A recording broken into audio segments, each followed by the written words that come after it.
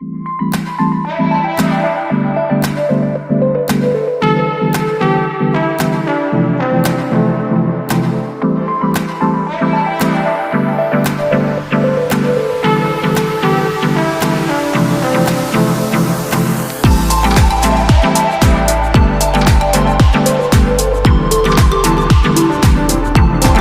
day, everyone! Hi, I'm Claudine. Hi, I'm Jochelle. Hi, I'm Jochelle. Hi, I'm Harvy. Hi, I'm Ed. And We are the Uptown Guys. bringing you the best presentation about the workplace communication. So, Jochelle, are you ready? Of course. So, guys, here's Jochelle with her presentation. A well-known quotation says, "Youths are the hope of the future." Since we are the youth, the future leaders and workers of the society, it is important for us to know how communication functions inside the workplace. In a much the same way that it is important for us to know the basic necessities in transacting with our future co-workers and bosses. Business communication takes place at different corporations which seeks for productivity. And this is where business letter comes in for the fact that it maintains a connection between the co-workers, colleagues, and bosses. In addition to this is the memorandum letter, or simply known as memo, that is usually written by the higher authorities for the purpose of disseminating information. Knowing this could contribute to a single step towards center and could hopefully make an impact to our respective professions in the near future. Let me go straight to the first part of our presentation, which is the workplace communication. What is workplace communication? As defined by the dictionary, workplace communication is a process of exchanging information and ideas both verbally and non-verbally within an organization. Organization may consist of employees from different cultures and society. This may have different cultures, as I have said a while ago, with different backgrounds and goals. To unite these employees, an effective workplace communication should be there. The second one is the flow of communication. Its definition, according to the dictionary also, is the transmission of information necessary within the organization itself. There are four types of communication, namely vertical communication, which is subdivided into two, the downward and upward communication. The next one is the diagonal communication. Third, horizontal communication. And the fourth one, and probably the last, is the informal communication. The first type of a workplace communication is the vertical communication. It is where communication messages flows between or among the subordinates and the superiors of the organization. It is subdivided into two, the upward communication, which happens when communication takes place from bottom to top or from the subordinate to the superiors. Its advantages can be or convey problems to superiors for the purpose of having awareness on their progress. It also maintains open communication. Here are the following purposes of upward communication. First, it ensures that assignments, projects, and tasks are accomplished. Each person remains aware of the progress made in the organization. Second, it provides feedbacks that can help improve organization development and encourage change. Third, the lower levels feel open to share their thoughts about the organization. The second type of the vertical communication is the downward communication, which is apparently and obviously the opposite of the prior communication that I've mentioned a while ago. It is where the institution goals are distributed throughout the business field. It happens from the superiors down to the subordinates. It is best achieved with the specific objective and when the communication process is best utilized. The main benefit of this communication flow is the way in which the primary institution goals are distributed throughout the business. Here are the following examples of downward communication. First is providing feedback on employees' performance. Second, giving job instructions. Third, highlighting the areas of attention for further instructions. The third type of workplace communication is the horizontal communication, also known as the lateral communication. It happens between people of the same level. It's like from the students to other students, from the superiors to superiors, subordinates to subordinates, workers to workers, managers to managers. This type of workplace communication encourages cooperation among workers. Horizontal communication or the lateral communication have advantages. First, it is time-saving. The decisions are made at the same level and there is no need to wait for the suggestions for the higher level. Second, it facilitates cooperation among team members. The members are free to express their ideas. Third, it provides emotional and social assistance to the organization's member. Through this support, they may be able to solve various organizational problems. Lastly, is the informal communication, or also known as the grapevine communication. This happens or spreads in a way that it is not documented or it just spreads right away. It encourages social bonding. The informal communication, or also known as grapevine communication, happens when there is a conversation or interaction among employees that have no relation to their job description, such as rumors, selling, and the like. So, Jochelle, that's really great. It's very informative. Thank you so much, guys. Time to shine now, Harvey. Okay, I'm ready. Good day, everyone. I'm Harvy, and today I'm going to discuss to you about the steps to become an active communicator for a variety of audiences. In our everyday life, we encounter communication because the principle of communication is that it is impossible not to communicate, or in short, one does communicate. Formally or informally. Formally, to the people who are far more superior to us. For example, our teachers, our principals. And informally to our classmates, to our friends, or even to our acquaintances. Now, how to become an effective communicator? First, you need a plan. Not just a plan, but a communication plan. The communication plan will need to take a roadmap. Now, what is a roadmap? Roadmap will guide you to your destination. Now, in your communication plan includes, number one, your purpose. What's your true intention? Do you want just to persuade your audience or do you want to inform them? What's your intention? What's your goal or objective to them? Second is, of course, you need to establish your goals and objectives.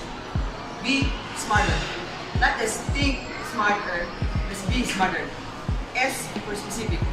It answers the questions what and how. What do you want to happen? And how do you want it to happen? For example, what do you want? Do you want to inform the audience? And how will you inform the audience?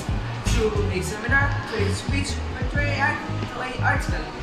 You need to choose what you want. M is for, of course, meaningful. And of course, your audience won't be interested in you if what you're talking is not meaningful to them. You should answer the question that, how will it affect us? How will it affect your audiences? That is meaningful to them. Next is A for achievable. It should always be possible, as much as possible. So it should always be attainable. For example, you want to inform your audience about your sex education, and your audiences are that age 5 years old. Do you think that would be possible for them to understand sex in a lower terms? I don't think so. R for relevant. Of course, what you are saying should relate to you. For example, I'm giving advice about sleeping early, and yet I'm not doing it myself. So, would you think your audience will believe you? Because you're not doing it yourself. T for time bound. Now, time bound. The message should deliver to the audience at the right time. For example, you read chapter 5. But you did not understand yet chapter 1. So will you understand chapter 5 itself? No. So first, you need to understand each chapter before going to the last. And E for evaluate. Evaluate what happened. Evaluate the good things and the bad things. So you can strengthen your weaknesses and strengthen, of course, what your strength is. And the last R stands for adjust. Of course, if you hit a wall, turn back. The thing is that you need to adjust or to cope to your environment. If you encounter a problem, solve it and adjust to your surrounding or environment. Number 3, for research. The more data that you have, the better. There are 3 sources for a research. Number 1 is primary, second is secondary, and world-class media. In primary, of course, there are journals. These are the data that you can say that people have studied. And secondary of that are the data that you gathered that are already being studied. Broadcast is for, of course, media, using internet or TV or radio. Number 4, using PES analysis or political, economic, social, and technological. Of course, in a community, there are a lot of things to consider. There are things that one community can understand but another cannot. Because their community differs in terms of politics, economics, and social status.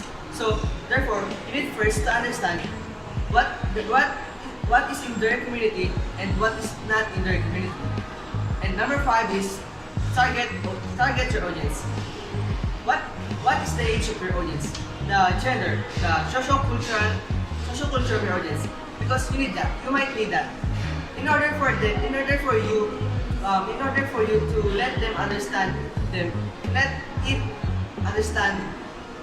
better, or to let you explain it clearly for them. Because, for example, your audience are from Middle East and there are just children, and you're talking about jargon. You're talking about a topic that's too jargon or too technical for them, and maybe they won't understand it. So you need to target your audience. You need to know what their age or gender. And lastly, the most important thing is that number 6, key messages. The whole communication won't take place if there is no message. Of course, in communication, it is important to have an idea. So, in a key messages, the question should be, what's the big picture in this? So, what's the big conclusion? What's gonna be your impact to your audience? And that will be more important. And that will be the most important thing in a communication plan. It was a very shining presentation, Harvey. Thank you. So, I guess, who's gonna be the next? Check out my presentation. Happy New My topic for today is about business letter. So, what is business letter? Business letter is a formal type of letter that is being written for business purposes. It can be companies to companies, companies to clients, and clients to companies. So now, let's discuss how to write a business letter. The first thing is include information about your company. It is important to include the company's address and information. The second one is include the date, of course, the date when the letter is being written. The third one is other recipients' information. As a sender of a business letter, you should also know what are the information of your client's recipients. The fourth one is choose salutations. Choose good salutations to show respect. The fifth, body of the letter. The information and concerns itself. And the last, second to the last, choose the closing, the same in the salutation to show respect. And the last, name and signature of the sender, so that it is confirmed that the information above is true and given by a known person. So, now let's move to the 7 characteristics of a business letter. So there are 7 characteristics of a business letter. The first one is accurate, brief, grammatically correct, logical, objective, unified, and last, organized. The first characteristic is accurate.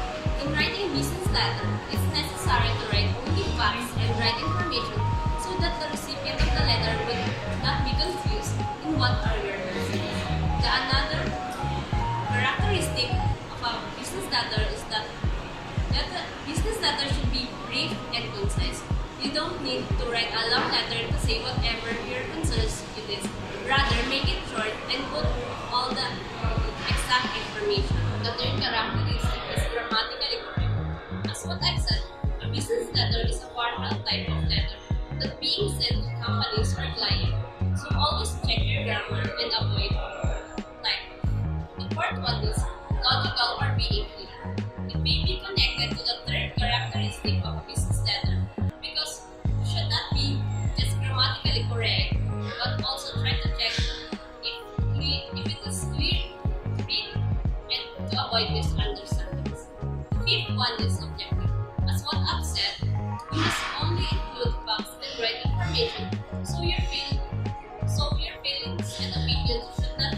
information that is being written. The sixth one is unified. The same as being briefed, all the information and concerns should be included in the letter. The last characteristic of a business letter is being organized. You should know how to organize and arrange the information and all of your concerns if you are a client and vice versa. Make sure that the pattern of ideas is written chronological. That was so unexpected of you, Claudine. Thank you. So now, let's introduce our next presenter. Let's hear it from Let's discuss about the objective of the business letter. The first one is to exchange business information. The prime objective of a business letter is to exchange business-related information between the parties involved. Most of the time, business people send letters to their counterparties containing various information. The second one is to establish business relationship. Of course, by exchanging information through business letters, new business relationship can be established with various parties and existing relationships can be strengthened, and it could also be strengthened. Business letters help to build and maintain business relation among various parties like manufacturers, distributors, intermediaries, support service, and consumer. The third one is to make inquiry. Another important objective of writing business letter is to make inquiry about the people, product, price, or etc. With the expansion of business operation of a business, importance of business letter is also increasing. The fourth one is making a last impression. In case of oral communication, the impact of any message is felt mainly during the time of hearing, and as soon as the next oral communication takes place, the effect of the previous one is reduced. But a letter makes a lasting information on the reader's mind as it stays with them and works effectively every time it is read. Another objective is building a goodwill. Another important of business is to sell the good reputation and friendliness of a company. It acts as an ambassador of a country for the company. It aims at building goodwill in customers' company relationship, holding present customers, reviving inactive accounts, and inviting customers to buy more and varied products. Goodwill is an important asset for any business. Another objective of a business letter is to overcome misunderstanding. If there arises any misunderstanding between a business and its stakeholder, business letter is written to overcome it. Another one is widening the approach. It is very difficult to send the business representatives to all the places, but a letter can be sent any places and at any distance. Sometimes executives, professionals, politicians are difficult to be approached personally, but a letter can find easy access to anyone. Thus, a business letter helps to widen the area of business operations and also to access the large number of people. Another one is records and references. Business letters are very useful as records and references of a previous transaction. In business, innumerable transactions or communications occur with a large number of people that are not possible for memory fails. Business letters act as previous records and can be used for future reference. The last one is the authoritative proof. A business letters also serve the purpose of evidence. A written commitment binds the concerned parties to obey to the text of writing. A letter signed by a responsible acts as an authoritative proof of what is said in. It can be treated as a valid document that can be produced as evidence in a court of law in any dispute arises. Just for a recap, the objectives of a business letter is first, to exchange business information. Second, to establish business relationship. Third, to make inquiry. Fourth, make a lasting impression. Fifth, building a goodwill. Sixth, to overcome misunderstanding. Next, widening the approach. Record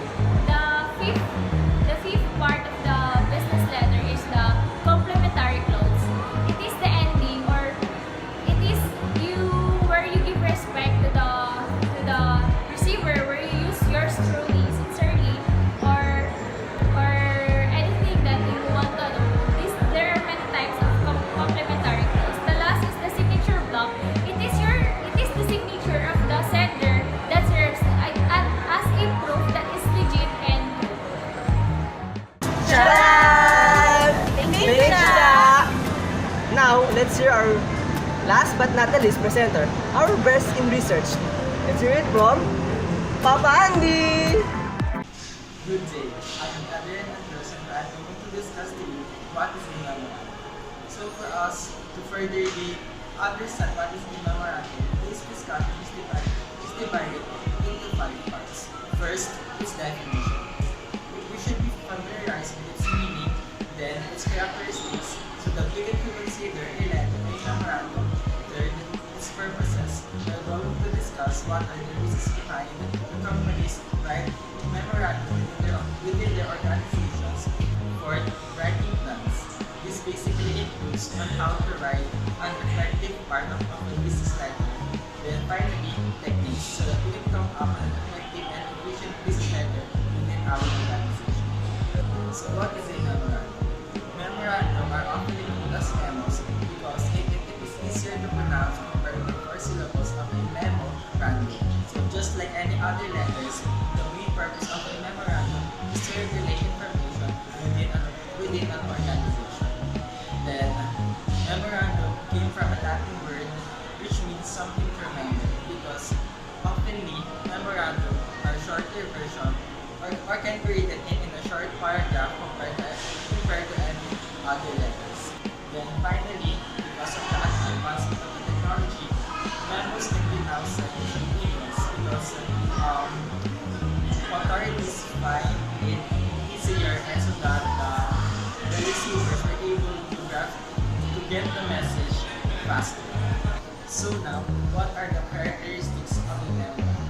First, it is less formal. Compared to any other letter, memorandum are less formal because you can highlight the words, you can just put whatever you want so that you will be able to get the attention of the receivers. Then, it has a format of to, from, date, and subject. It includes to whom are you sending the message, the name of the sender, the date when are you going to send the memorandum, and finally, the subject. Third, it is brief and concise. Memos are typically written in short, paragraph, or in bullet form. And finally, to maintain its briefness and conciseness, it addresses only one topic. Purposes of a memorandum. Number 1, company policy changes. When there's a sudden changes regarding the policies within an organization, memos are the best way to disseminate the information because it is faster and just like what I have said earlier, it can be sent through the news. Number 2, announcements. It can be posted within the bulletin boards of the organization or can be written in a small piece of paper. Number 3, action items. It includes the requirements that has to be done by the employees within a specific date or time. Then lastly, number 4, reminders. It usually contains the specific task that has to be done within a specific period of time in an organization. So what are the writing plans in some parts of the memo? We have heading. It contains the to, from, date, and subject. We have to make sure that we write the correct information for this part to make the letter authenticated and legit. Then we have subject line. This is the part of a memorandum where it discusses the main subject or point of this letter. It is usually written short or in just one paragraph. Third, the body. This is the most important part of a memorandum. It discusses the subtopics or the supporting details such as the actions that has to be done by an employee in an organization. And lastly, we have the closing. It contains the recommendations or the additional actions that has to be done by an employee after doing what is in the body. And lastly, techniques in writing a memorandum so that we can come up with an effective memorandum. It includes number 1, use language that is clear and unambiguous. This is the first thing that we should consider in writing memorandum so that everyone that will read the memorandum will be able to understand and grasp the message of the letter. Number 2, enumerator points because memorandum are typically written by points or in bulleted form.